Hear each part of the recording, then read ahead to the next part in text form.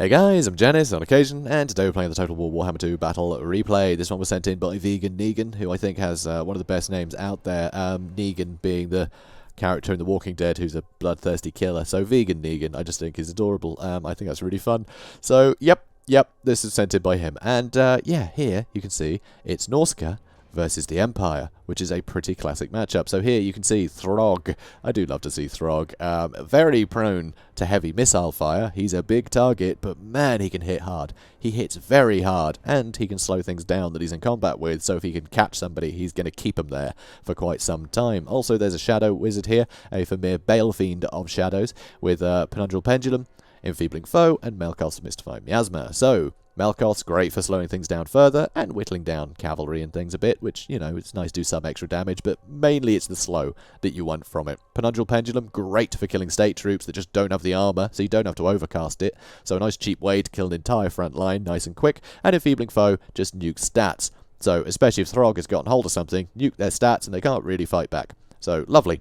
Also, Marauder Horsemen with throwing axes, good armor. Excuse me, good armor piercing, can be very, very handy indeed, and they're nice and quick, so they can harass cavalry and run away from them, which is very cool. Also here, Norscan Ice Wolves, more slows here, and armored Skin Wolves. So, a lot of the sort of Empire cavalry isn't going to have a lot of armor piercing, so these guys will be great for killing things like Knights of the Blazing Sun and all sorts, although they do have the fire weakness, but still, if you can slow them down and then get these guys on top of them with that big anti-large, you're going to do some great work. Also here, Marauder Berserkers to help kill state troops, and some Marauder Champions in the front line, which will just fight all day, so they'll do great against everything but great swords, but, you know, with shadow magic on the field, you've got ways to deal with them. So, over here, you can see Boris Todbringer in the sky. So, very, very handy, especially if you're going to bring a Bright Wizard. You don't want to waste, you know, even more magic bringing a Lifecaster as well to try and heal your Lord. So, just have one that regenerates. Brilliant. Also, he hits like a truck, has some good debuffs to nearby units, and causes terror. He is a terror, is Boris. He's great. And fire is great because a lot of things are weak to fire in this matchup, and a lot of things like Berserkers don't have much armor, so things like Burning Head can kill a ton of units. But with so many Marauder Champions with heavy armor in the front line, it's not going to be as useful as it might be. But Flaming Sword of Ruin to use on your units, you know, just to up damage as well as giving them that fire and magic is super good. And here it looks like a Fireball coming in the familiar Balefiend, which, you know, has middling armor, so it will negate a lot of it if it's not overcasted, but it is overcasted because it's a miscast. So over here you can see a ton of Flagellants. Flagellants would be great if it was Marauders, but against Champions it's going to be very difficult for them to get much damage in. And not a bad hit, not a bad hit. Of course, there's no healing here, so that's damage they're just going to have to live with. Over here you can see Silver Bullets as well, and in the back line, Demigryphs with Halberds, and 2 Knights of the Blazing Sun. So that fire damage is nice, and every time you use a fire spell, you're going to get Kindle Flame trigger, which will add a further weakness to your enemies to fire, which then, you know, the Knights of the Blazing Sun with their fire damage can take advantage of. So, very cool stuff. Also, Sigmar's Sons. This entire front line is unbreakable. He just wants them to keep fighting forever while his cavalry do the big hitting.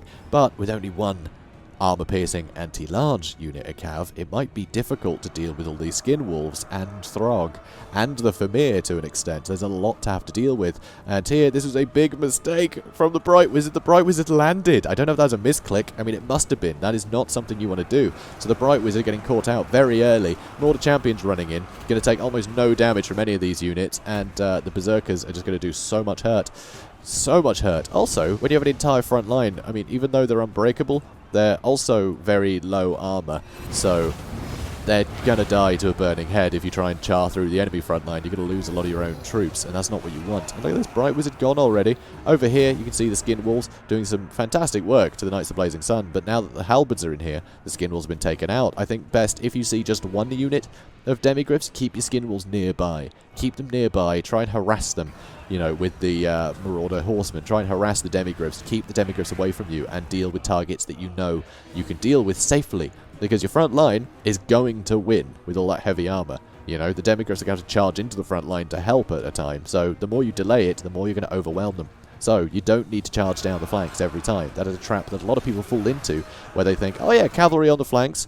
But if the enemy cavalry is better than yours, just don't try. Just stay out of the fight. You can bring them in when you need. You know, your units are better stood idle if the enemy units are going to be stood idle and could do more damage potentially, right? Just let the enemy not have a target, and they won't get value either. So that's the way to do it, I think. So here you can see Skin Wolves did manage to chase them off, and still plenty of Marauder Horsemen. Over here, you can see Bright Wizard just getting beaten even further by Throg, and Boris has taken a tremendous amount of hurt, and all the infantry is doing great. But over here, with the Demigryph Knights with halberds, and the Knights of the Blazing Sun just collapsing on all these guys, suddenly this flank is starting to get whittled down. And if you had units in defense more than going on the offensive, then it would have been a lot easier to stop these surrounds from happening. They would have been too scared to move around, you know, especially with the Marauder Horsemen backing them up as well. There would have been a lot of pressure. So over here, Silver Bullets are getting charged. You really want them to stop shooting because they can do a ton of damage to Throg or to the Famir Balefiend, who you can see is very injured. Over here, Flaming Sword of Ruin, because somehow this Bright Wizard... No, he's gone. But somehow he was still alive there. And Flaming Sword of Ruin is a weird spell where if the Bright Wizard suddenly breaks, it stops. And that is rare for a spell. It's very interesting that it does that. But anyway, over here you can see the Marauder Horsemen are getting a little bit caught out by the Knights of Blazing Sun, and they need to be getting out of there. They don't want to stay in combat over there. Here you can see the Demigryph Knights did charge in. They're trying to help deal with the last of these Skin Wolves. But, I mean, with Throg and a Balefiend still running around, it would be nice to have intercepted them and just... Oh, yeah, okay, there isn't actually much to block all of this stuff in, is there? So, yeah, maybe it is best to free up your Silver Bullets. I mean, Boris is safe up there at the end of the day. And here, a nice hit on the Famir Balefiend, but Enfeebling Foe is going to stop him from able to fight a heck of a lot. And now he's getting slowed down and hit with a truck-sized bat, pretty much. It's just a huge club that Throg's got. Massive hammer. Just, you don't want to mess with it. It's a boulder on a stick. So, over here, Skin Wolves going to get charged by the Knights of Blazing Sun, and that's never what you want. You never want to take a charge of the Knights of Blazing Sun. They have a brilliant charge bonus at 78. So, very scary there. And you can see the infantry is starting to do quite well. You know, all these Empire units that just refuse to break, because there's been some cavalry charges in here, and Boris cycle charging things are getting whittled down, and you just don't have the resources left to sort of charge in and pin these big units down. Throg can't be everywhere at once. You know, you really need things like the Skin Wolves. But you see Marauder Horsemen are still going. But look at this, Silver Bullets somehow just staying in the fight. Throg charging into the middle and clubbing Boris so hard. He's so glad he can regenerate because this is bad for him. So he needs to get out of there, and without the Famir Balefiend anymore, there's going to be no further debuffs. So he can fight at full strength, and he's going to keep trying to grab anything that is trying to get back into this fight, because the more you can bog down these units and the more units that the Empire can have, the more likely the Silver Bullets aren't going to get surrounded or killed. So, you know, you really want to keep them going. So here you can see a beautiful charge by the Marauder Horsemen to stop the Silver Bullets from firing, and it's allowing Throg to help deal with the last of these Demigryph Knights if he can. It looks like they are running out of steam, which is brilliant because they are a great counter to Throg. So Throg being able to get the upper hand here and finish them off is priceless. This leaves Throg to be able to beat on anything he wants. But the biggest threat, I think, is actually the Silver Bullets. The Silver Bullets, they get sustained fire on anything in this army, and they're going to do great. But it looks like Norsca have finally got the upper hand. Most of the flagellants have been wiped out completely. I mean, that's the thing. Look at the health they all have. Sure, there's plenty of units left, but they're all on the last legs. I mean, literally, they only have like a few legs left. So, here you can see Demigryph Knights totally wiped out. And now, there's nothing that can really chase down the Marauder Horsemen that can give Boris a run for his money. But Silver Bullets can start shooting again, and they're going to do some good work to Throg over here. Boris actually charging in, try and do what he can, try and get another good hit. That's the thing. If he gets a good charge on Throg, he can do a lot of damage, and it is delaying.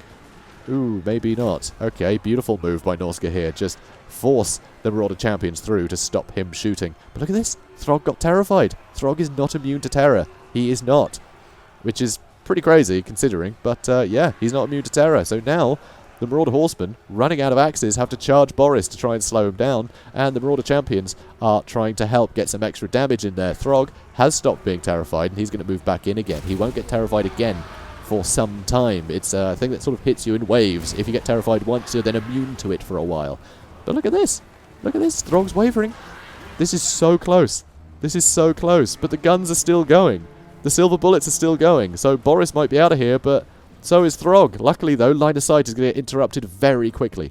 Very quickly. And the Marauder Horsemen are coming in. But if the Silver Bullets turn around and start shooting the Marauder Horsemen, they might break immediately. They could break immediately. Here, other Marauder Horsemen charging in. Nice little charge bonus. It will actually help kill a bunch of these. There are so few left, and the Silver Bullets can't shoot in two directions. Throg is back, but Boris with the air superiority Oh, beautiful charge here. Boris with the... Oh, he's broken again. He's broken.